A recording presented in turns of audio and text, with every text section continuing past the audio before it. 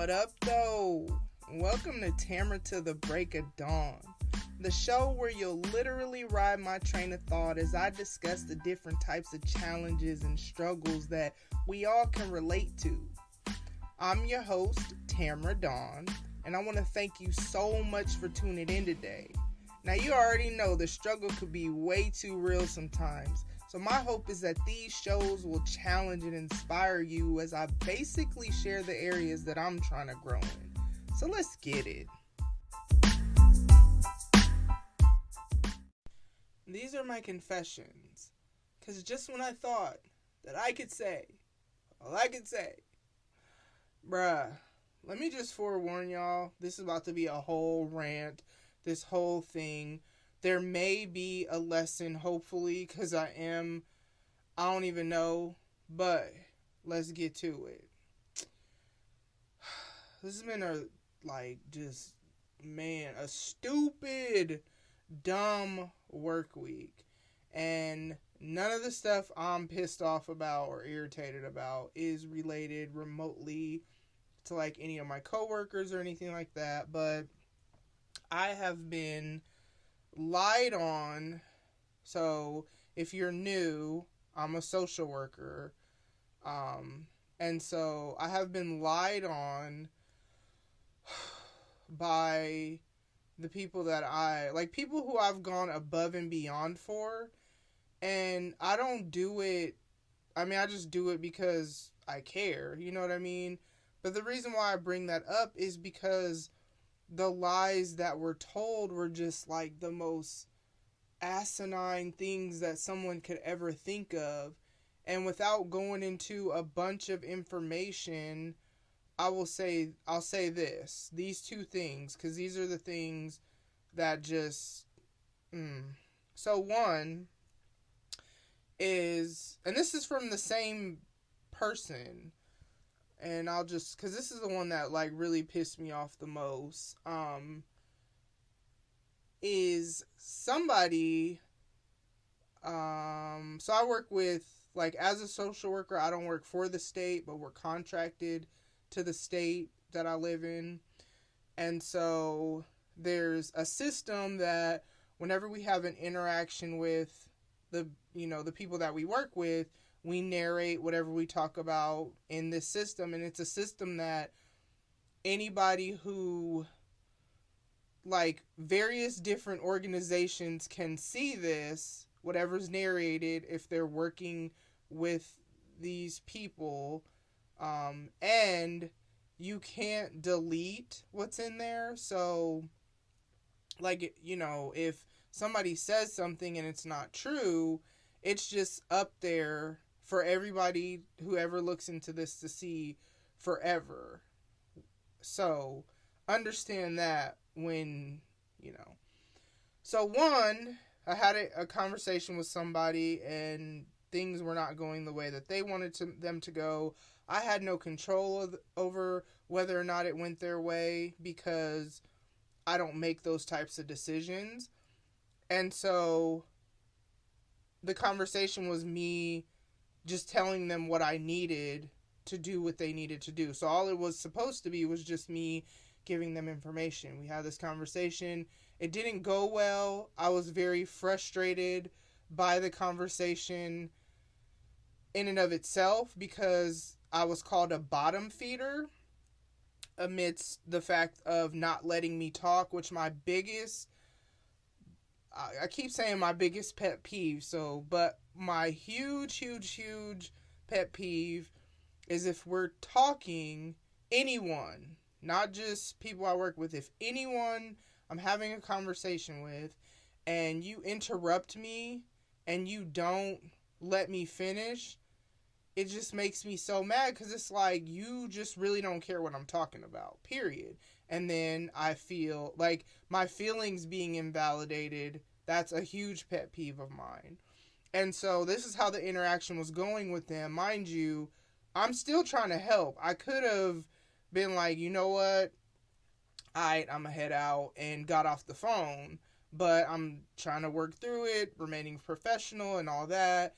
And I was called a bottom feeder. And so that in and of itself was offensive, and I'm just like, wow, I mean, you ain't called me out my name, but you did. You know, you didn't call me a cuss word, but there was nothing kind about what you said, and like, for what?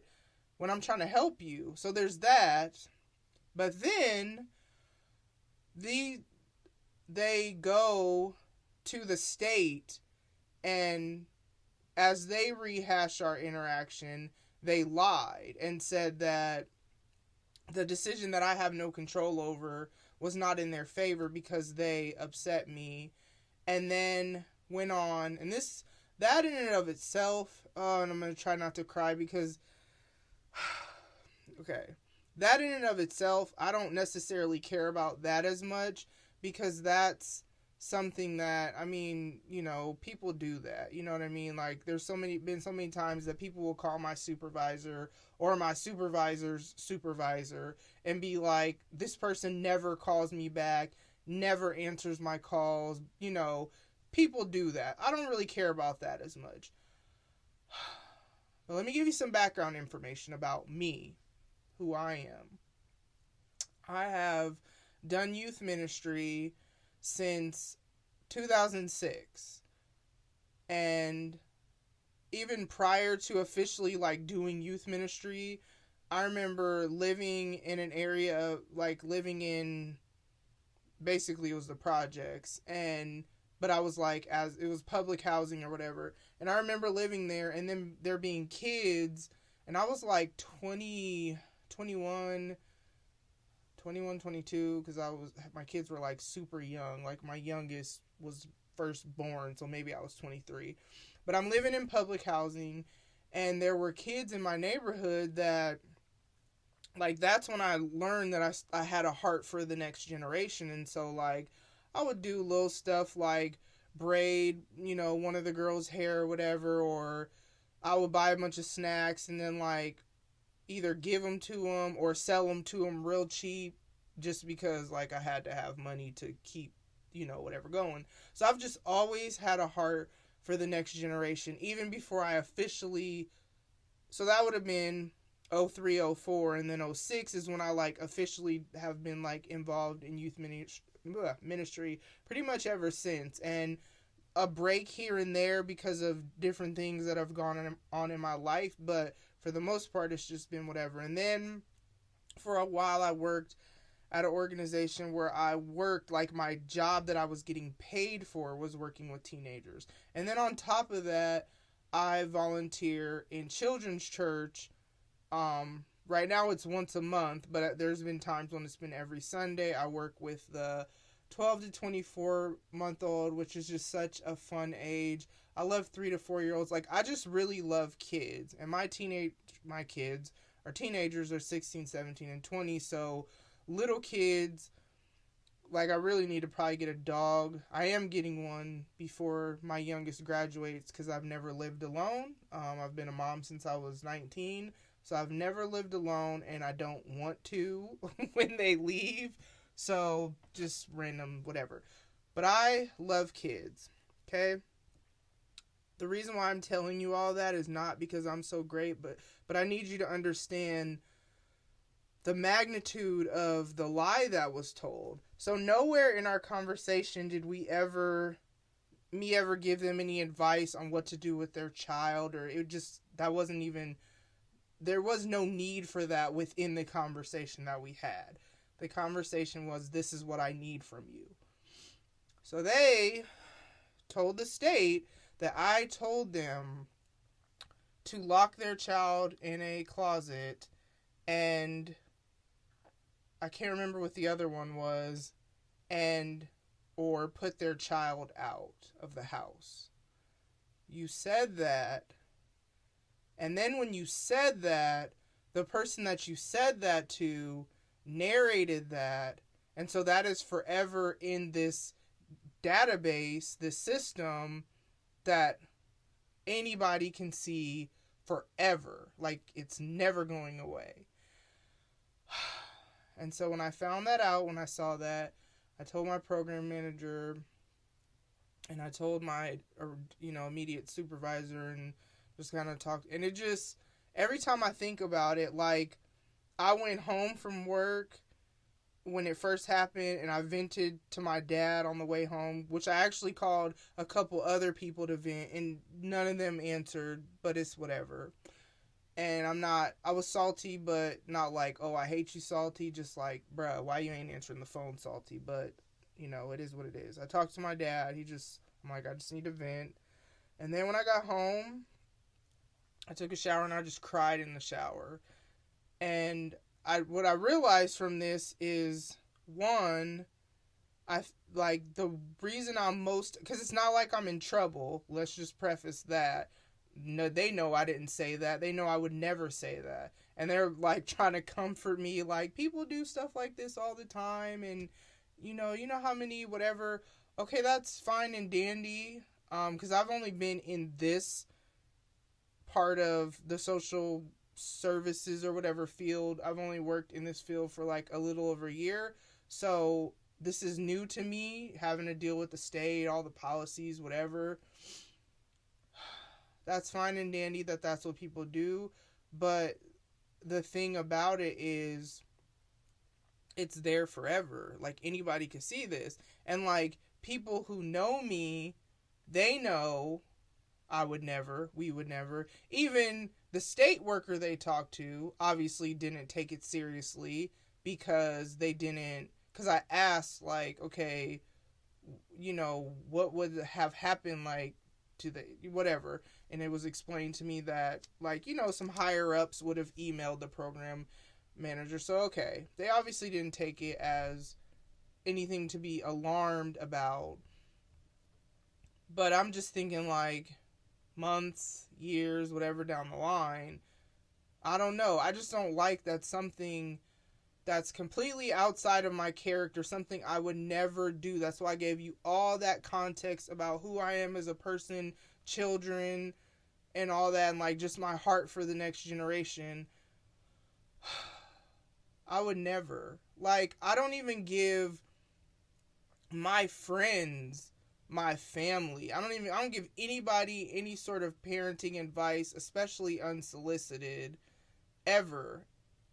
And if they ask, I only talk about mine, and it's from an encouraging standpoint. Like, I wouldn't even do that to my kids. So, like, it just irritated me. And then what I realized from that is that why it bothers me so much, because like I said, I'm not in trouble, but why it bothers me so much is because what if somebody believes, like, I don't want people to think that about me. I don't want people to even have that anywhere in, like, I've worked really hard within this field because I've worked for organizations that were pretty well known and, like, in the public eye, the nonprofits, a couple of them that I've worked for.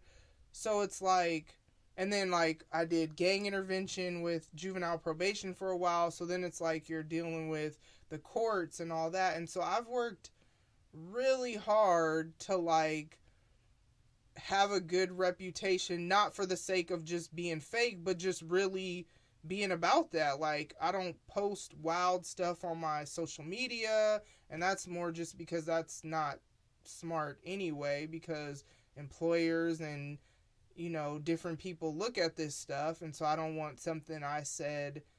I mean, I have a crazy sense of humor, but even that, I'm not super reckless. And like my mom, my grandma and them, my kids, all, pastors, because like I said, I've done youth ministry for years, so it's like I don't post crazy stuff, even though I have like an insane sense of humor and like insane, but only some people get that part of me, because I need you to just laugh. I don't need you to judge me and question whatever just because I think something's funny.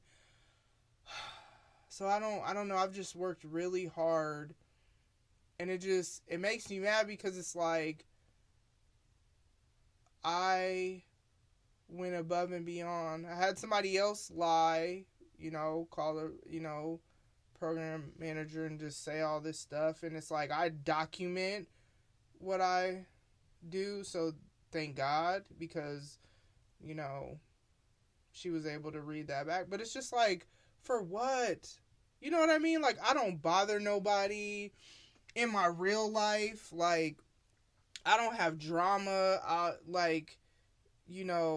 don't even really talk to people like that. Like, I go to work and I work 2 jobs and I don't know. I just be with my kids. Like, I don't do nothing to nobody. And it makes me so mad when I'm minding my business or trying to help somebody. That's the biggest thing. Just trying to help somebody.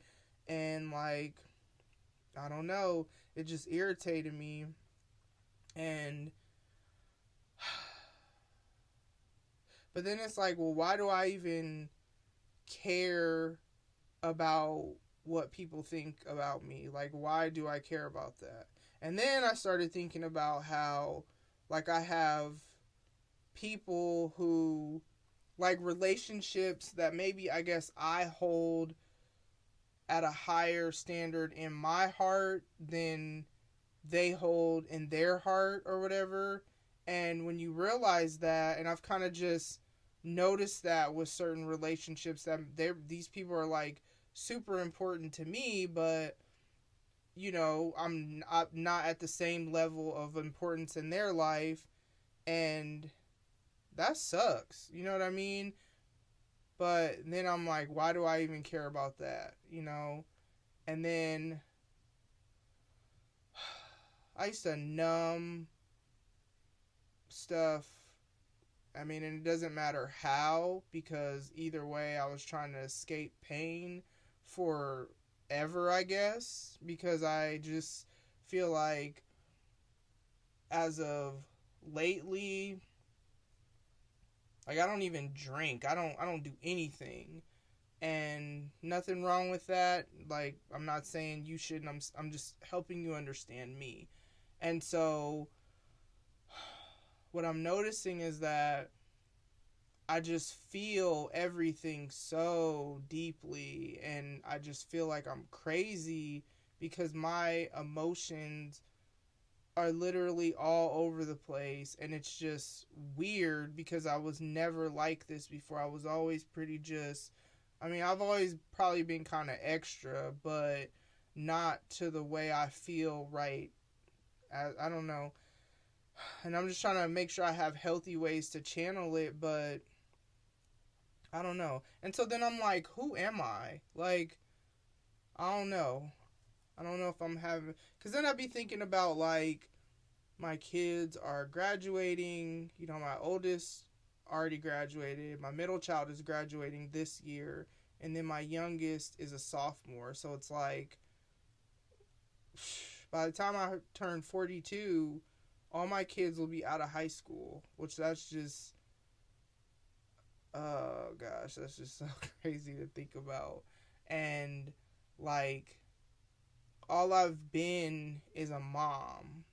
And I don't, like, I have a career, I'm not, you know, but it's like, I don't know adult life. Like, a lot of people either haven't had kids, or maybe they had some years without kids or whatever. Like, some of my friends that are, you know, around my age, their kids are a lot younger than mine or whatever. So they had, like, or some of them don't have kids at all. So they've had adult life to themselves, and I've never had that.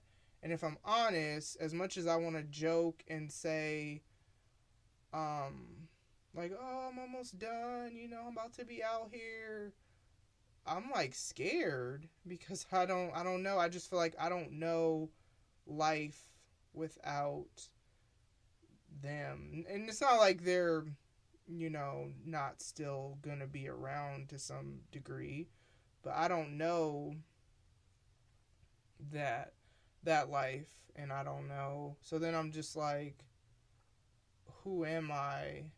And even just because I was never this, I feel like, extreme with my emotions. Like, I've always been mellow-ish, just pretty chill. And I just feel like, man, I don't even know. Am I having some sort of nervous breakdown? Or is this life? Like, is life supposed to be felt this deeply, and I've been missing out all these years? I don't know. But, man, back to the whole work thing. Because every time, like, I'm not built. And that's funny. I was telling because I'll just vent to supervisors. Kind of right now, I try to, I don't know, kind of just vent to them. And I was telling her, like, I'm not built for this. I'm just like, I don't need people. I don't know. I don't. It's just been a crazy. There's so much, but I can only say so much because of, PII, as we like to say at work. But basically, I can't even remember what that actually stands for, which is terrible. But I know what it is.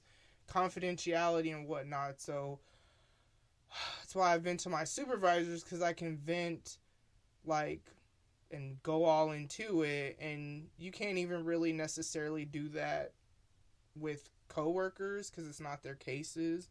So it's like, I don't know. I don't like that the opinions of others affects me, at least how it, in this instance, like, I don't know how celebrities do it. Like, and it's funny because when I see stuff celebrities go through, I always think I would never want to be a celebrity walking through whatever they or whatever I walk through, but like what they walk through in the public eye, so criticized by people who don't even know them. All they do is know their job, appreciate their craft maybe, and that's it. And it just, I don't know how they do it, because you hear people say like the craziest stuff about everybody, and it's like, how do you just, I don't know, because I'm like cried and almost cried at work, and I'm like, I can't do this off of one little thing. Now imagine if, man, I don't even want to imagine that. I don't know.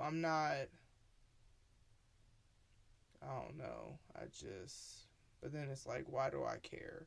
Like, in the grand scheme of things, what are any of these people doing as far as for me? Like, I mean, if they weren't around, I wouldn't have a job,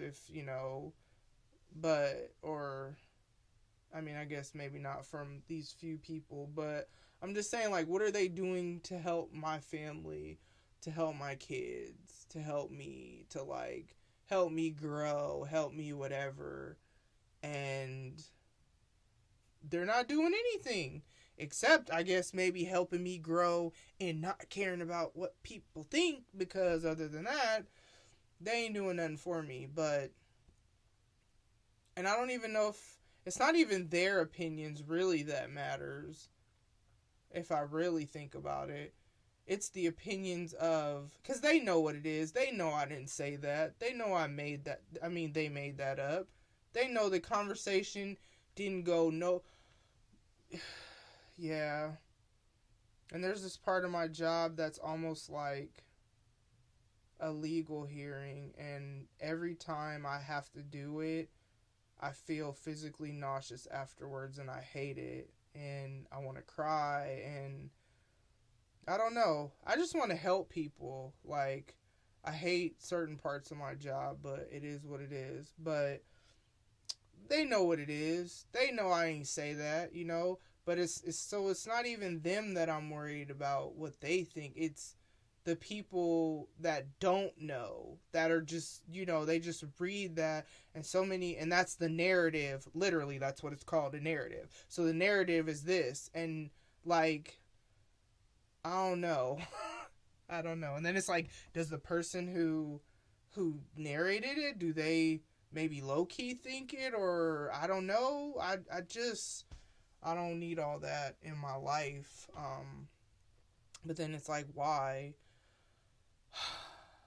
I don't know why I care about that. And I guess, we're all gonna care, I guess, about. But I hate, and this bothers me on all kinds of stuff, because there was a situation at work where somebody mistook something that me and my coworkers were talking about it, and talking about, like, we were talking about somebody had just got married, and we were talking about her reception potentially. And if this person happens to randomly hear this, I hope you, in this case, it's not like I'm talking about case stuff, but, like, basically, long story short, somebody mistook a conversation that was not even about them, and because of whatever they were going in their life that none of us knew about, but we were talking about this person who had just got married, and all I know is I get called in my supervisor's office talking about bullying, and I'm like, you're serious right now? Like, and it's just something that stuck with me ever since, because I would never, like, I don't know. I really, like I always say to people, I laugh, I joke. Yeah, I'm petty, but it's not like disrespectful petty. And then at the same time, I know who I can joke with and who I can't. And I learned that from this woman I knew, which she actually passed away several years ago, but I'm so glad the time that I had with her, because what she taught me is that you have to sometimes, not like be fake, but you have to sometimes choose honoring the relationship over certain things. And, like, the way I would joke with her at first until I realized she didn't like it, I stopped, because I could tell she didn't really like it, and I cared more about being her friend than, and that's kind of when I learned about interacting with people, like, where they're at, and having different context for different relationships. Like, there's some people that I may vent to because I know I can vent to you and you're just going to let me talk because I just need to get it out. And then there's some people that I won't, because you are going to keep trying to talk, and what you're ultimately doing is making me feel like you're invalidating my feelings, whether you mean it or not. So then once I realized, how certain relationships are and standards and whatever, I just kind of act accordingly. And so that's what this woman taught me, though. So it's like I'm laughing, I joke, and I'm petty and whatever. It's all in good fun. I just like to laugh. I just feel like life is hard, and laughter is like one of my coping mechanisms, because it's really helped me to get through some very hard situations. And so when that happened, I'm not mad at the person. It just kind of made me sad. Like, that's what you really think of me? Like, you really think, dang, like, what am I putting out there? Because that's just not me. The whole reason why I share my life with y'all and what I'm struggling with is because I don't want people to feel like they're alone. The biggest lie that we believe is that we're the only one going through whatever and no one else understands. And that's just not true. Because while the external circumstances may not be the same, like, you may not be walking through the exact same situation, those things, vary and are different, and maybe not everybody is going to go through the exact same thing that you go through. Like, not everybody is going to go through where, like I said, I've done youth ministry since 2006, and the very population of people that I've poured my life into for years and years. I mean, people are grown now who were teenagers when I first started. That's the population of people that is responsible for the murder of my ex-husband, the girl's father. And so I remember walking through that. That was wild, because I worked at a I worked with teenagers professionally at that point. There were teenagers that knew these people, that these were their friends. And even when I would do gang intervention, I would come across people that knew them and somehow knew who I was. And it was just a weird thing. Not everybody's going to walk through that.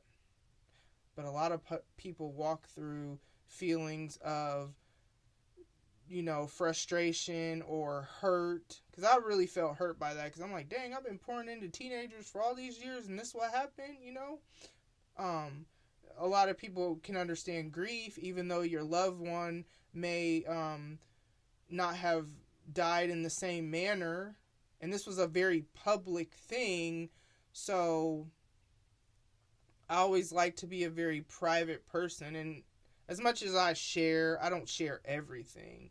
I just share stuff that, people could help. I mean, it could be helpful. And, like I said, I just don't want people to feel like they're the only ones. Like, that's why I always say, if you could relate to this, I'm glad if you could relate to this, because then that lets you know you're not the only one. I'm not going to necessarily know if you could relate to this, because I don't even know who all listens to this. There's a few people that may give me feedback, but for the most part, it's just up there, and, it's whatever. So, I don't know. These are the things that, these are my confessions. And I feel like all my rant sessions are going to be called confessions, just because, I was talking to my friend earlier today, and I was like, I'm about to head straight to the studio, and then it made me think of Usher's confessions when he gets that call, and he's like, I'm in the studio, and then that's kind of where that came from for the title or whatever. But these are my confessions for the day. My encouragement to you is that,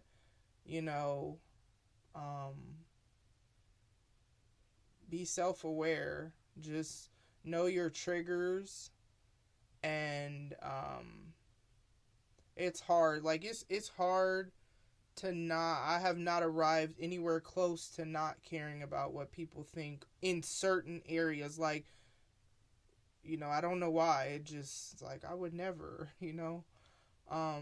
But self-talk is helpful. So I'm like, okay. But it's not true. Asking questions of my supervisors were helpful, because I'm just like, what is the process normally like? So it just kind of helped put me at ease that, okay, like, nobody's about to try to come for me from the state, whenever. But the biggest thing is, now that I'm aware of how much this bothers me, we have a choice to make, and that's my challenge.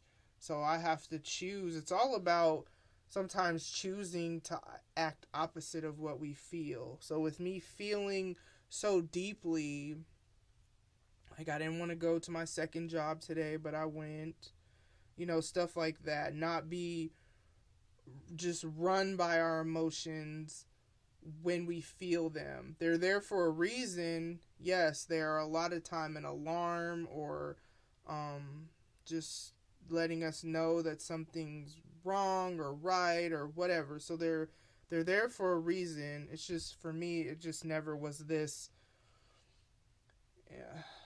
intense as it's been lately. But I guess when you numb everything for like over a couple decades, and it just various ways. I'm not talking about just like drugs, alcohol, stuff like that.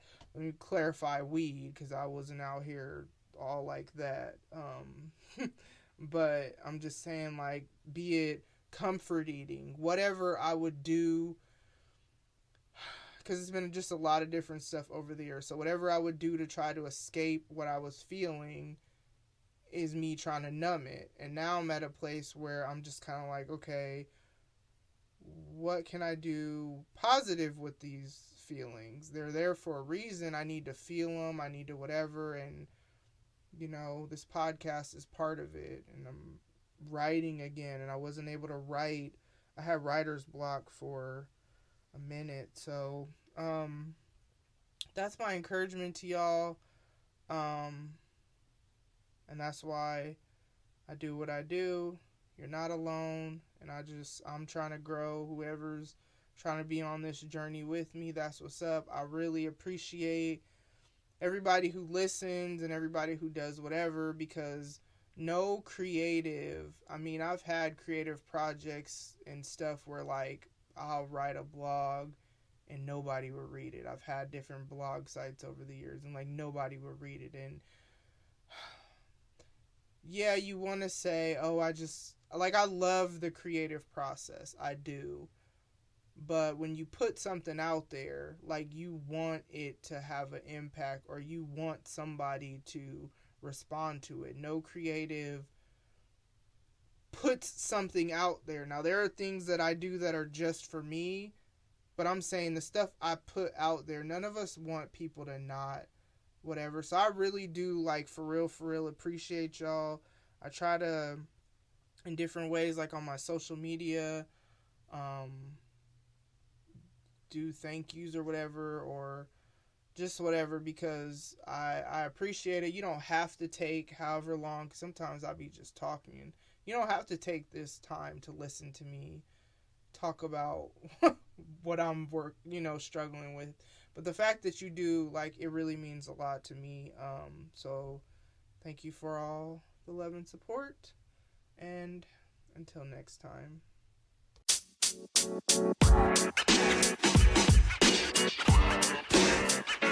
You know, man.